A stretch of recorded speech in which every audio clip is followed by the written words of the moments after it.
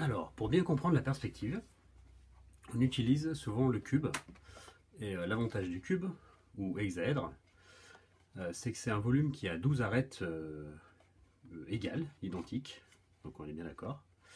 Et avec 12 arêtes identiques dans la réalité, quand je le représente en perspective, forcément, il y a certaines arêtes que je vais voir plus petites que d'autres. Et normalement, il y a très peu d'arêtes qui seront identiques les unes par rapport aux autres sur mon dessin. Le petit exercice consiste en fait à s'exercer à dessiner ce que je vais appeler le cube quelconque, la vision du cube quelconque. C'est-à-dire que je ne vais pas être sur une perce frontale, c'est-à-dire de ce type où je me trouve face à un carré et où je perçois un tout petit peu défiante ici, ni sur une situation particulière où je suis exactement comme ça, c'est-à-dire que ce sommet et ce sommet seraient alignés sur mon dessin. Pareil, là on sent le volume, mais ces deux faces sont égales en termes de surface, donc c'est pas très intéressant. Nous, ce qu'il va falloir qu'on réussisse à faire, c'est un cube quelconque, c'est-à-dire avec trois faces, avec des surfaces visibles différentes. Je ne sais pas si je m'exprime bien. Alors sur ce cube, ce qui est intéressant, c'est que j'ai marqué de couleur les arêtes qui sont parallèles entre elles. En fait, le principe de la perspective, ce qu'on a appris, ce que vous allez apprendre, c'est que toutes les arêtes parallèles entre elles sur un volume réel, en perspective, se rejoignent dans un point de fuite unique. C'est comme si donc toutes les rouges ici étaient accrochées à un même fil rouge qui arrive sur un point. Toutes les vertes, ici à gauche, étaient réunies avec un même fil accroché lui-même à un clou. Et puis les bleus, normalement on aura un fil en dessous aussi, un troisième point de fuite, mais pour simplifier, on va considérer que les verticales, donc ce que je préfère être les verticales vont rester verticales. Voilà, même si dans les faits, on a un troisième point de fuite. Alors, la recette du dessin du cube quelconque, en fait, je peux poser mon cube et puis dessiner ce que je vois, en essayant d'accentuer légèrement les fuyantes, puisque pour rappel, les fuyantes, sur un tout petit volume comme celui-ci, on les voit très peu.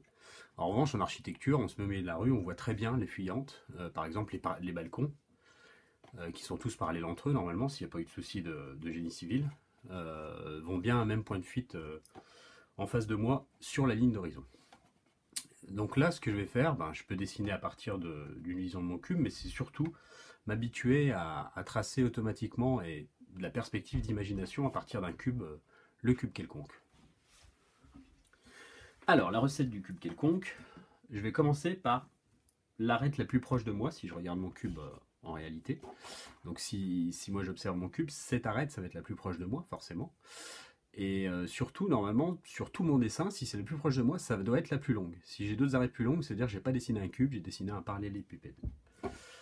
Alors, je vais tracer une droite, donc une verticale, puisqu'on va considérer que les verticales ne subiront pas la perspective, donc on n'aura pas trois points de fuite, mais un seul. Alors, pour essayer de tracer des droites verticales, contrairement à ce que j'ai fait, ce qu'il faut faire, c'est vraiment vous habituer à déplacer votre poignet. On a bien du mal à tracer une droite verticale en bougeant simplement le crayon. Une droite verticale ou horizontale, une droite, quelle qu'elle soit. Alors, je commence par ma verticale, qui sera l'arête la plus proche de moi. Je choisis moi-même une hauteur, hein, ça va être la hauteur de mon cube, cette première arête. Ensuite, donc j'ai deux points de fuite, j'en ai un qui va être assez proche, un qui va être assez loin.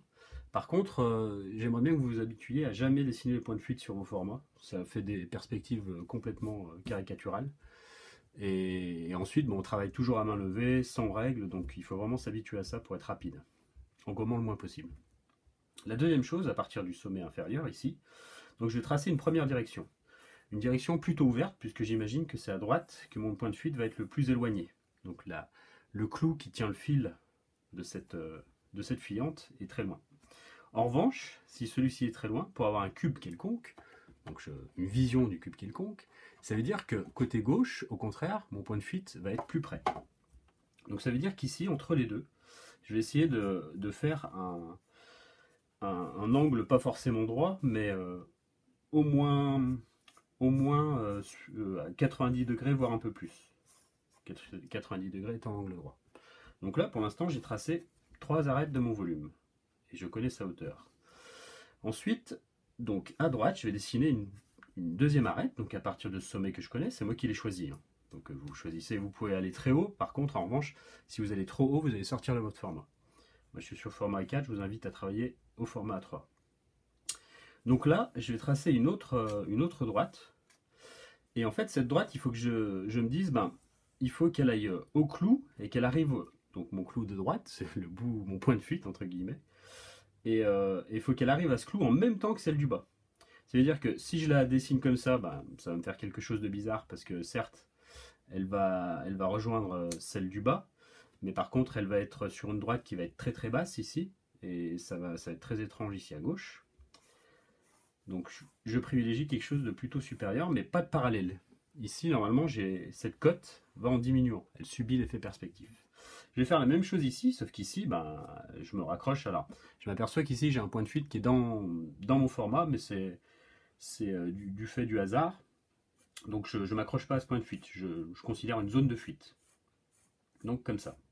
Pour l'instant, si je reprends mon volume, j'ai tracé cette arête, cette arête, cette arête, cette arête, cette arête. Par contre, il va falloir que je fixe des dimensions.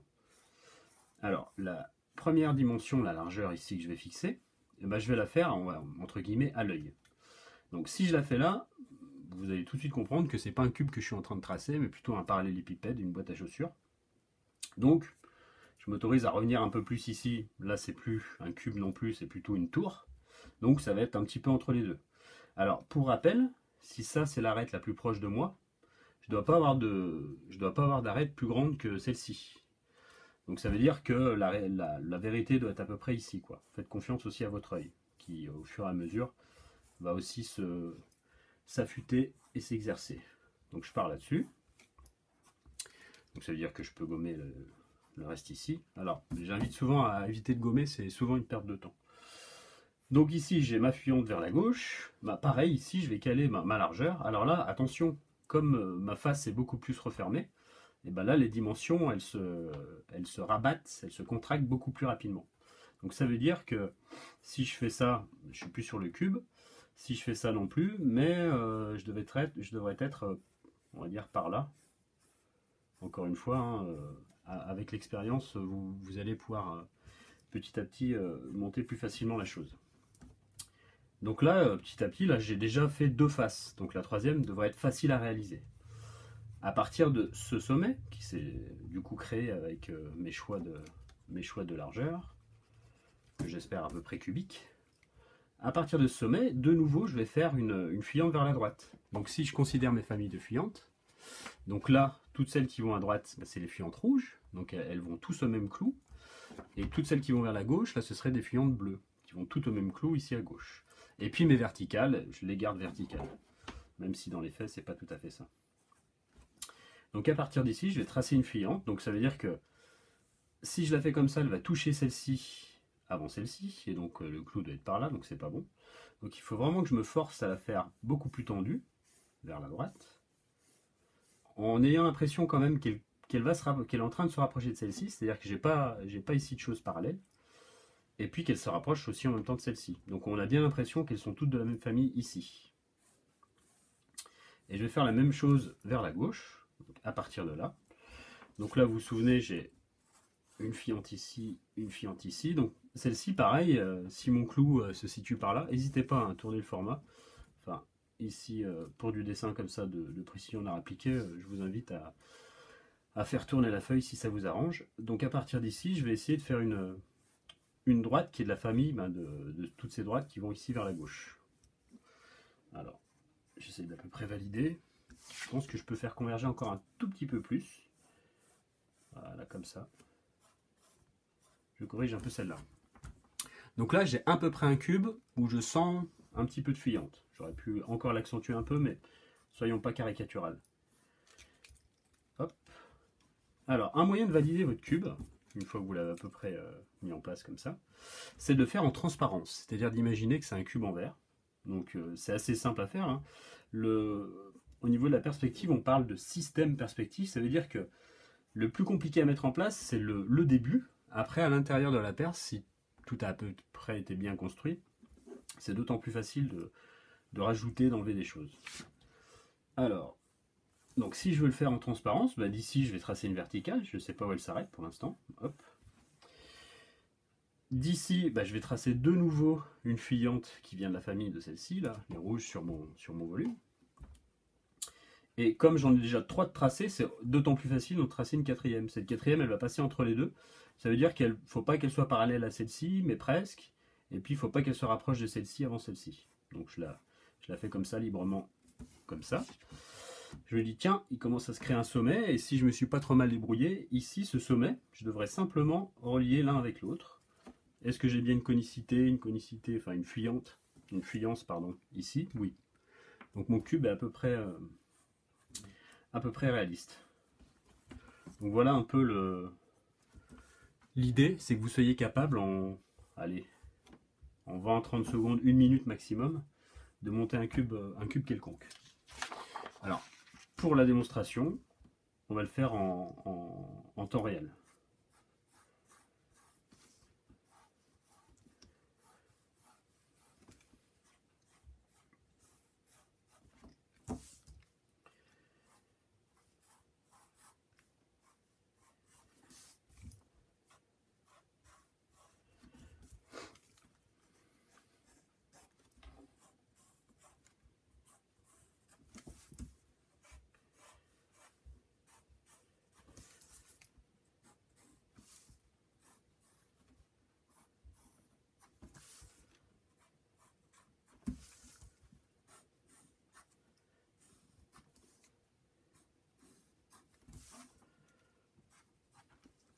Alors, qu'est-ce que ça donne? On est à peu près bon.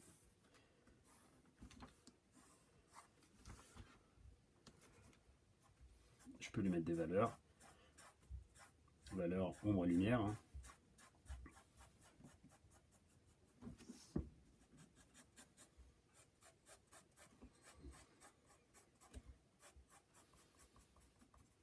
Si j'ai ombré ici à gauche, ça veut dire que la lumière vient à l'opposé. Donc on peut considérer qu'elle vient plutôt du dessus. Donc je peux légèrement griser la face ici de droite. Et du coup, ça me prend pas trop de temps. J'ai oublié de vérifier vite fait ma construction en utilisant la transparence. Et on s'aperçoit que ça fonctionne. Ok, donc soyez tolérants avec vous-même, surtout si c'est pour du dessin comme ça rapide, par exemple des recherches. Un cube quelconque comme ça va très bien.